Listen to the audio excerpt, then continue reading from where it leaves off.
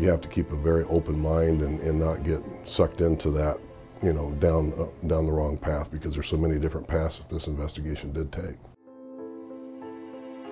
So far, the known paths all lead to dead ends. A boyfriend, a lover, a serial killer, even the mafia. All theories posed by previous investigators, except Captain Gary Jolfs. He's the man who just took over the case. There were over 5,000 documents that we needed to go through and organize to get them so we could wrap our head around where the investigation had gone. On April 20th, 1974, a cattle farmer found Patricia Webb's naked, bullet-riddled body buried under a haystack here at this farm south of Lincoln.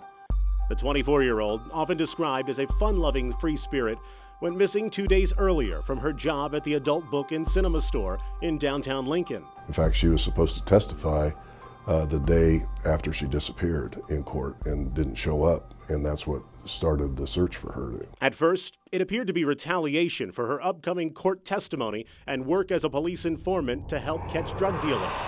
People also claim to see her get in a car with this man. He could be a suspect or just a friend. No one knows because no one knows who he is.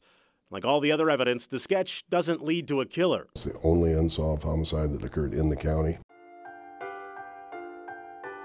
With all the evidence in one place, this case is as hot as it's ever been.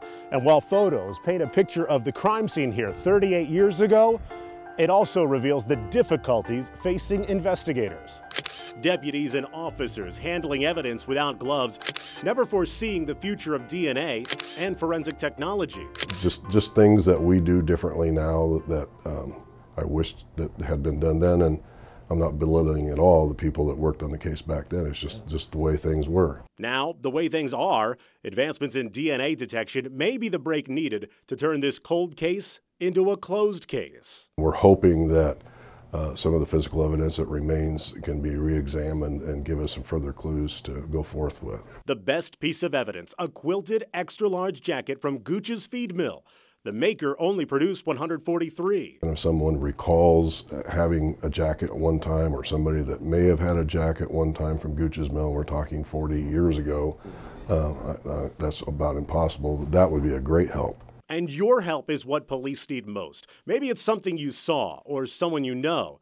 Any new fact may be the final piece to this puzzle. There's a lot of things I look at the investigation that I wish it were a lot more recent, things that would be beneficial to us to know now. Jolfs believes the killer is still alive and out there.